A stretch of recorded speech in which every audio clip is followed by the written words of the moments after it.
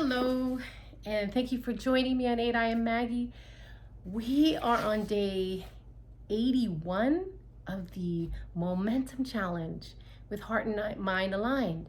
And we planted some seeds of our ideas for our dreams, goals, visions, purposes, and acts of service. We have just gone wild in the universal field planning our dreams, and we've been just working on it in the Momentum Challenge.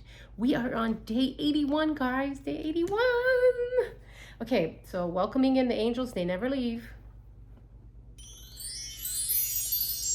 They never leave.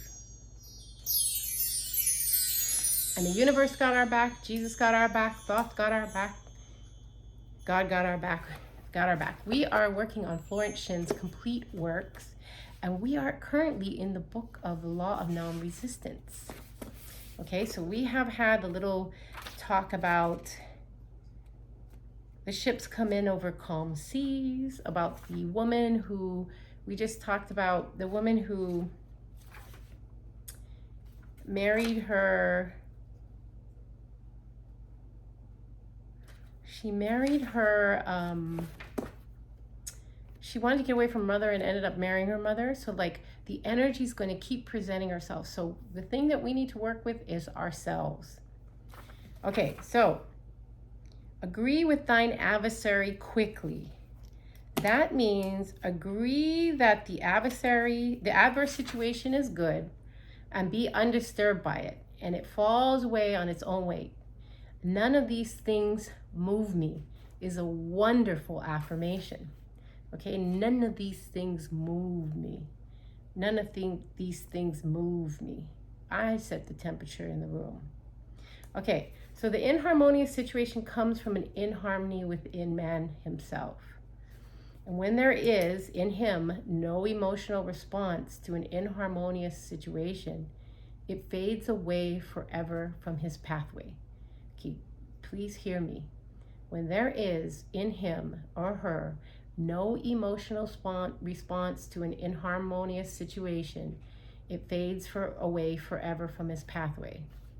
Have you ever seen two people who are like in a relationship and something goes wrong and they break up, but the two don't keep tormenting each other, like they keep trying to make each other jealous?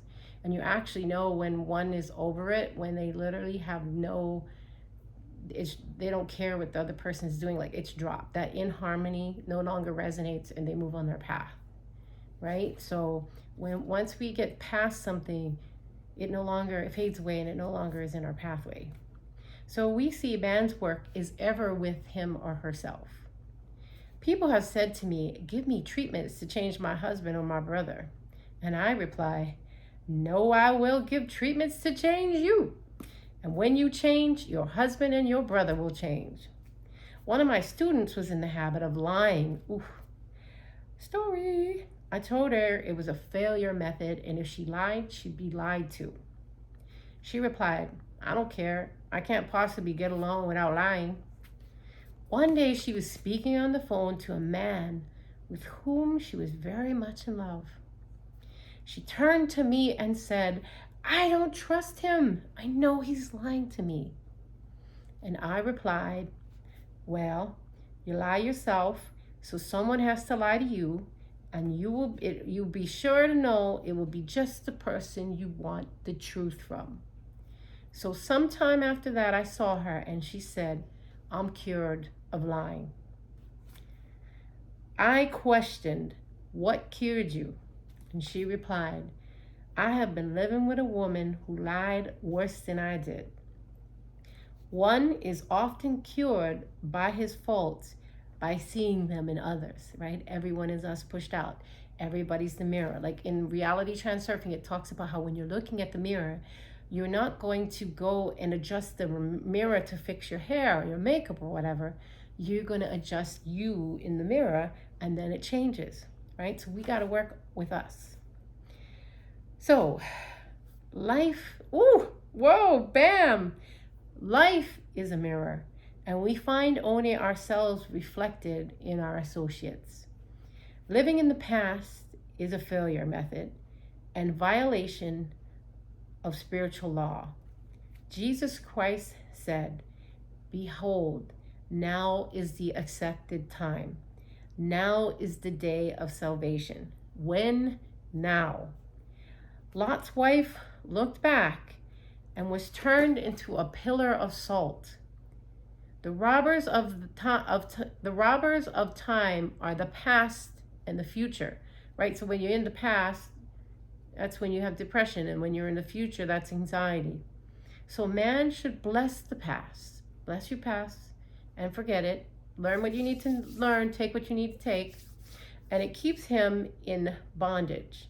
And bless the future, knowing it has in store for him or her endless joys, but live fully in the now, because now is all we have. Eckhart Tolle's book Now is a wonderful book to dive deeper. I mean, there's so many good things. David Hawkins as well, but we'll keep going. We're with Florence right now, and she's rocking it. I don't know if you can feel her coming through now. She's been coming through into these little talks. So, for example, a woman came to me complaining that she had no money with which to buy Christmas gifts. And she said, last year was so different. I had plenty of money and gave lovely presents. And this year I have scarcely a cent. And I replied, you will never demonstrate money while you are pathetic and live in the past. Live fully in the now and get ready to give Christmas presents. Dig your ditches and the money will come. Remember the ditches? She exclaimed, I know what to do. I will buy some tinsel twine, Christmas seals, and wrapping paper. And I replied, do that, and the presents will come and stick themselves in the Christmas seals. Stick themselves to the Christmas seals. Oh, yay. Okay, so speaking of that, we are all going to have an awesome Christmas. All right. This too was showing financial fearlessness and faith in God, as the reasoning mind said, keep every cent you have, as you are not sure you will get any more.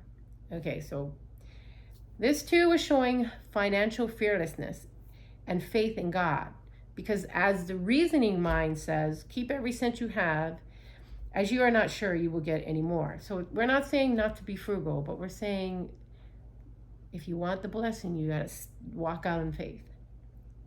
So she brought the seals, paper, twine, and a few days before Christmas received a gift of several $100s.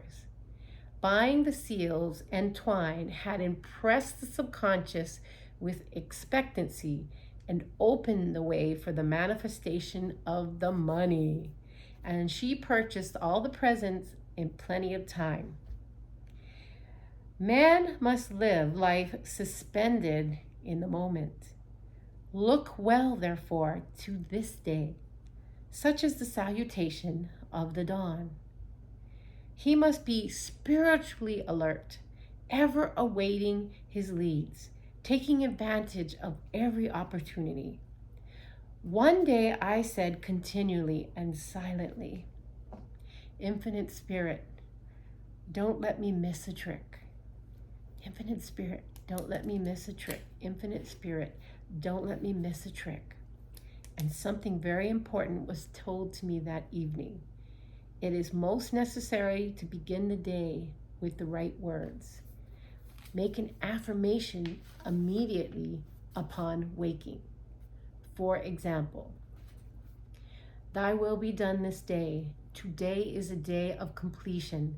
I give thanks for this perfect day. Miracles shall follow miracle, and wonders shall never cease. Okay, so we're going to do that one more time. Infinite Spirit, don't let me miss a trick. Infinite Spirit, don't let me miss a trick. Infinite Spirit, don't let me miss a trick. And then our morning affirmation may be, thy will be done this day. Today is a day of completion. I give thanks for this perfect day. Miracle shall follow miracle, and wonders shall never cease. Thy will be done this day. Today is a good day of completion. I give thanks for this perfect day. Miracle shall follow miracle, and wonders shall never cease. Okay, we are going to stop there, and we're going to pick up day 82, and we're going to finish up this book, the law of non-resistance. I hope you're enjoying it as much as me. Follow me, subscribe, hit like, and please leave your positive comments. Let me know maybe which tool of Florence that you're going to be utilizing in the days and months to come. And it's so much fun actually when you grasp a tool and then you start to realize how it parallels with Neville Goddard, Joseph Murphy, Dr. Wayne Dyer, Louise Hay, Yogananda, Jesus Christ. Like, you start to see the higher order values just keep coming through in this consistently powerful wave of love. Reality transurfing, excellent. So follow me, subscribe, hit like, and thank you so much for supporting me, and may you be at peace.